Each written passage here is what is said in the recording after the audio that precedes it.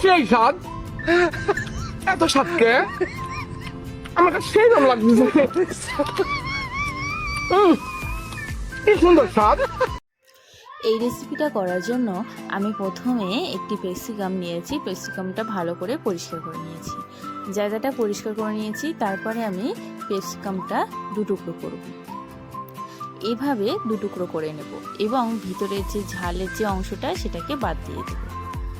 ভালো করে আশপাশটা পরিষ্কার করে তুলে নেব। তারপরে এর আশেপাশে যে ডালার যে অংশটা ছিল সেটাকে এইভাবে ভালো করে পরিষ্কার করে নেব। পরিষ্কার করে নেওয়ার পরে আমি এখানে একটি পেঁয়াজ নিয়েছি, পেঁয়াজটাকে আমি কুচি কুচি করে নেব। আমি এখানে একটি পেঁয়াজের আধখান অংশটি নিয়েছি, সেটাকে পাতলা পাতলা করে ছোট ছোট করে কুচি করে নেব।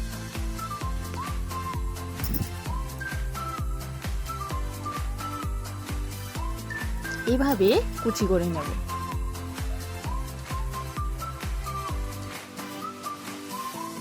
এবারে আমি একটি কাঁচা লঙ্কা নিচ্ছি, কাঁচা লঙ্কাটাকে আমি কুচি করে নেব। ছোট একটি কাঁচা লঙ্কা নিয়েছি, সেই কাঁচা লঙ্কাটাকে আমি এভাবে কুচি করে নিয়েছি।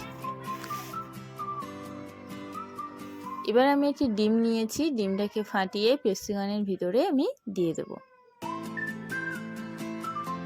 দিয়ে দিয়েছি পরিমাণ মতন লঙ্কা, দিয়ে দিয়েছি একটু হলুদ, দিয়ে দিয়েছি লবণ এবং পেঁয়াজ কুচি আর কুচি রাখা কাঁচা ঝালটা, সেগুলো দিয়ে সেই মিশ্রণগুলো দেওয়ার পরে ভালো করে নাড়াচাড়া করে নিয়েছি। নাড়াচাড়া করার পরে এইভাবে ঢাকা দিয়ে দিচ্ছি। আমি এখানে নিমের কাঠি ব্যবহার করছি, ছোট করে কেটে নিয়ে তারপরে একে একে আমি সাজিয়ে দিয়ে নেব।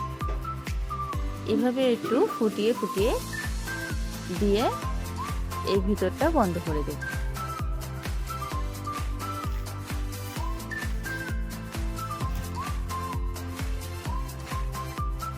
এবারে আমি কড়াইতে তেল দিয়েছিলাম, তেলটা আমার গরম হয়ে গেছে। আমি আস্তে আস্তে পেপসিকামটা কষিয়ে দিয়েছি কড়াইতে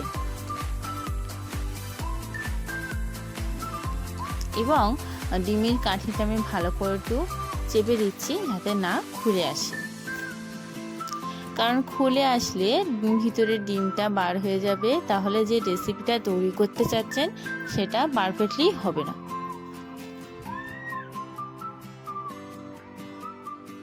একটু ওপরে লবণ দিয়ে দিয়েছি, যাতে বাইরে যে লবণ পরিমাণ তো কম লাগলে সেটা স্বাদটা ঠিক আসে।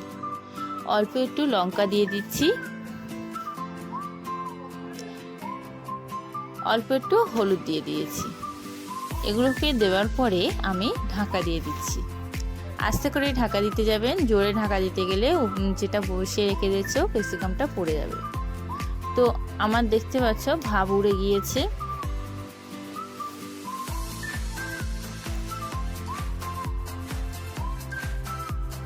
তো এভাবে আমি ভেজে নেব। আমি তুলে নিয়েছি, তোমাদের এবারে ভিতরের অংশটা কেমন হয়েছে দেখাচ্ছি। পুরোপুরি গরম এবং ভাব উঠছে, তোমরা দেখতেই পাচ্ছ।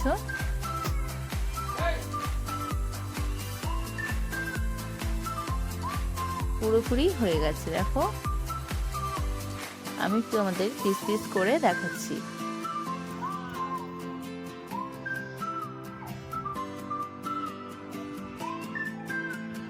এটা গরম ভাতের সাথে বা তোমরা শুধু একটু এর সাথে একটু জলজিরা মিশিয়ে খেতে পারো, দারুণ লাগে খেতে। সকালের নাস্তা হিসেবে বা বিকেলের টিফিন হিসেবে খেতে পারো।